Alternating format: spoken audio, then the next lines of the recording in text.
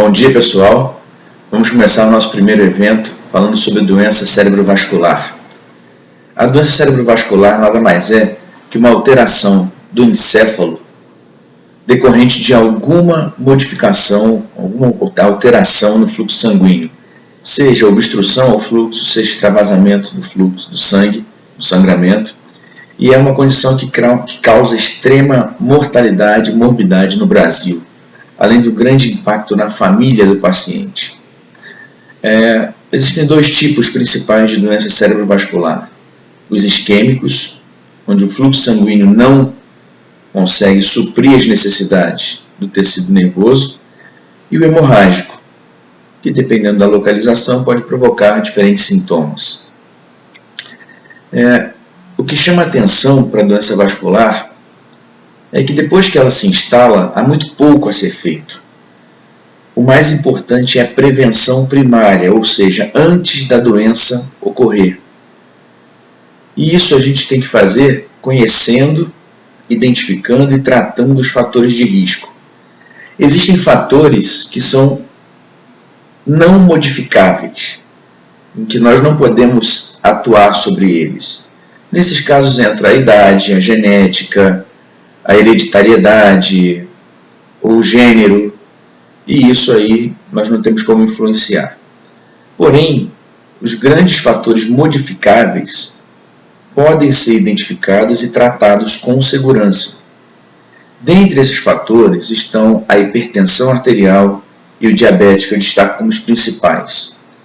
A hipertensão arterial é uma doença conhecida, porém muitos pacientes, por não manifestarem sintomas decorrentes da hipertensão, eles não tomam sua medicação de forma correta. Alguns acham que sabem quando a pressão está alta porque tem dor na nuca, por exemplo. Isso é uma inverdade, não há relação da hipertensão com dor na nuca. Então quem acredita nisso está incorrendo um grande erro, correndo um grande risco de uma doença cerebrovascular. O mesmo acontece com o diabetes. O diabetes é uma doença silenciosa que ataca pequenos vasos, ataca pequenos nervos e com isso provoca alterações na parede da artéria que favorecem o acidente vascular. Tanto a hipertensão e o diabetes associados à hipercolesterolemia aumentam muito o risco de doenças vasculares e são fatores tratáveis, fatores modificáveis. Além dessas condições existem outras como doenças cardíacas, fibrilação atrial, como pacientes que usam drogas ilícitas, principalmente os jovens que fazem AVC, tem uma grande ocorrência de uso de drogas ilícitas. Doenças hematológicas, doenças que alteram a coagulação, por exemplo, anemia falciforme, fatores genéticos, doenças autoimunes e outras que são causas mais raras. O tabagismo é um outro grande fator que aumenta o risco de doença vascular. Em algumas mulheres, o uso de anticoncepcionais pode influenciar na coagulação, mas não é em todas. Isso tem que ser observado junto com a sua ginecologista para avaliar os riscos de alterações hematológicas associadas ao uso de anticoncepcionais. Mas o tabagismo sim, se você associa fatores, se você fuma, usa anticoncepcional, é hipertenso, é diabético sem controle clínico, você aumenta em muito o risco de doenças vasculares. Isso tem que ser modificado. Depois de instalada a doença vascular, muito pouco há a ser feito para aquele evento, a não ser que a gente consiga uma unidade de stroke, uma unidade de doença vascular, em que o paciente consiga chegar em tempo hábil, porém isso é muito complicado ainda, principalmente em hospitais públicos no Brasil. Depois disso, a gente tem que pensar na prevenção secundária, de não acontecer um novo acidente vascular.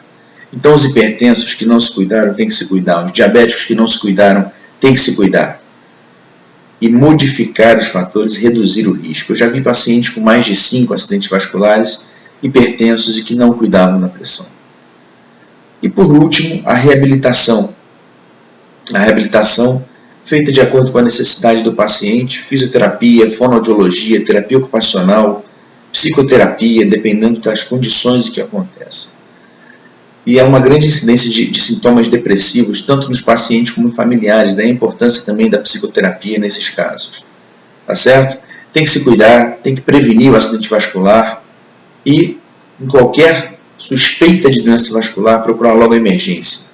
Se houver fraqueza em um dos lados do corpo, visão dupla, se a voz estiver alterada, se o nível de consciência estiver alterado, o paciente precisa procurar uma emergência com o mais rápido possível, tá? Para que sejam tomadas as medidas de minimizar os danos do acidente vascular.